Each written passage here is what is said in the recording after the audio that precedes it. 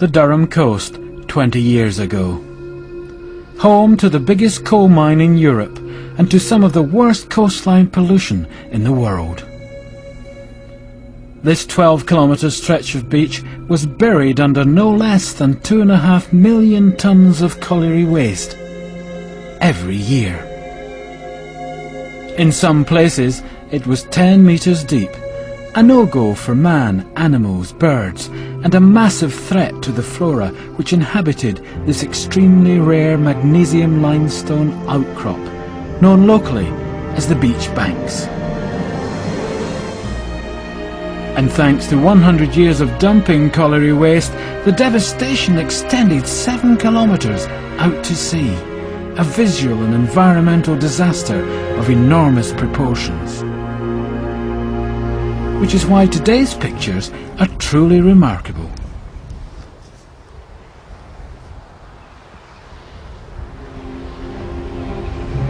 This lurid landscape became known across the world when the final dramatic scenes of the Michael Caine movie Get Carter were filmed here.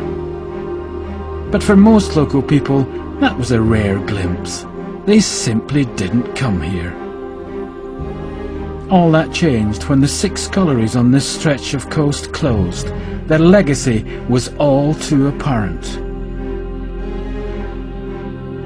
Responsibility for cleaning up the mess fell to the local authority. What we did was, in fact, to set about creating a partnership of interested parties, all the landowners on the coast and all the funders. And we got them all together and worked out a project around a golden opportunity. A golden opportunity was the availability of Millennium funding. That was from the lottery. One of the most important things really was that the coast had been abused for so many years and local people had no real feeling for it. It was a dump, it was a mess, it was a disgrace, they turned their backs on it.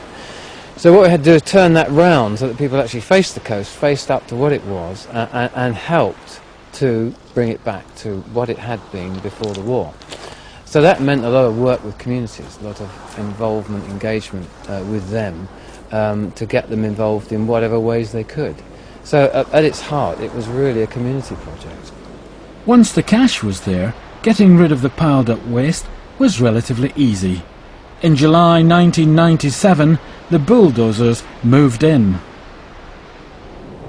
Much of the waste left on the beach was spread over the site of the 2 of the former pits. It was capped and soil spread over the top to create a public open space.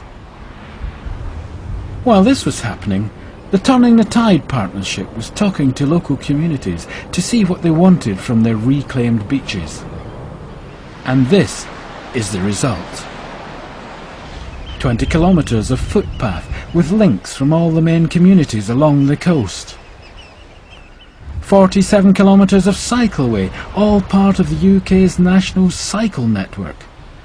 And of course, a beach where children can play and dogs can be walked. But that was only the start. To make the project sustainable, modern marketing methods came into play. A family of publications was produced to promote the area. All of the footpaths and cycleways were attractively signposted. Artwork was commissioned and won top awards. And local people were drafted in not only to help create the footpaths, but also to act as wardens. And for at least one of them, it was a complete about-turn. Durham Colliery, well, it's completely gone now. Dismantled within about 6 months of it closing, and it's now a business park. We never really gave it any thought of the damage we were doing at the time. I would like to think it's working.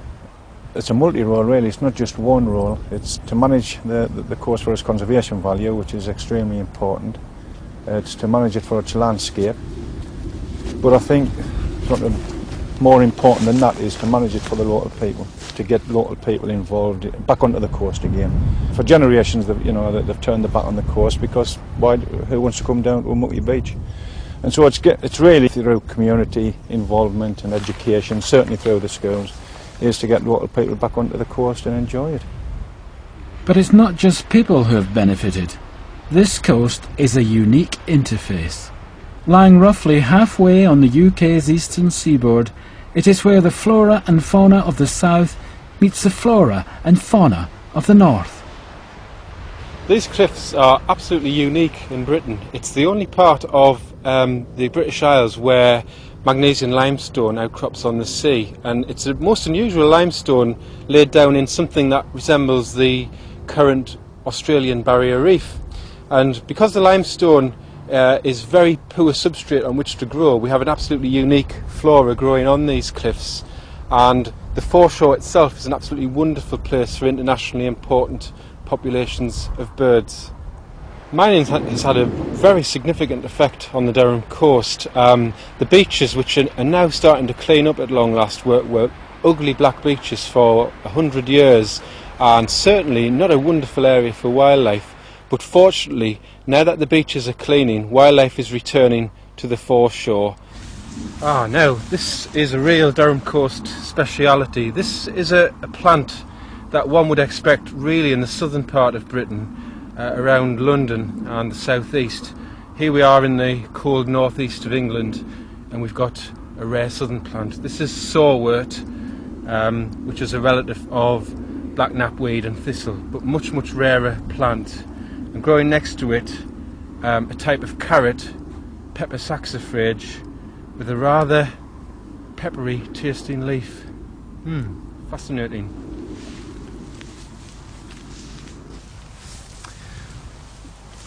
Also growing on the cliff tops here is a very delicate yellow petalled flower.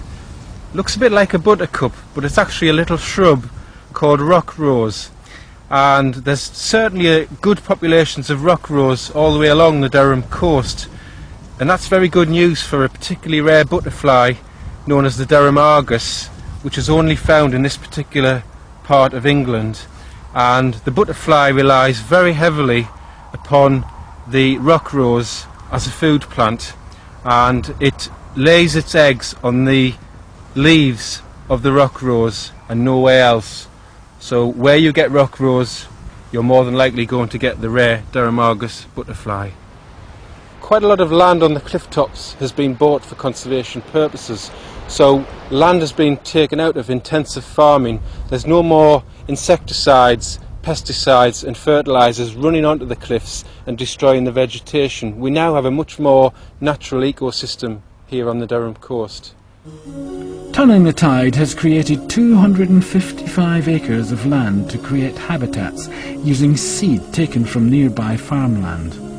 Now much of the site is designated as being of special scientific interest and as a special protected area by the European Union. The project has won a host of awards since the major clean-up phase was completed in March 2002. Most significantly, it has now been designated as Heritage Coast by the UK's Countryside Agency, guaranteeing the future management of the coast in the long term. The sea will continue the clean-up operation. It may take as long as 50 years for the last effects of coal mining to disappear.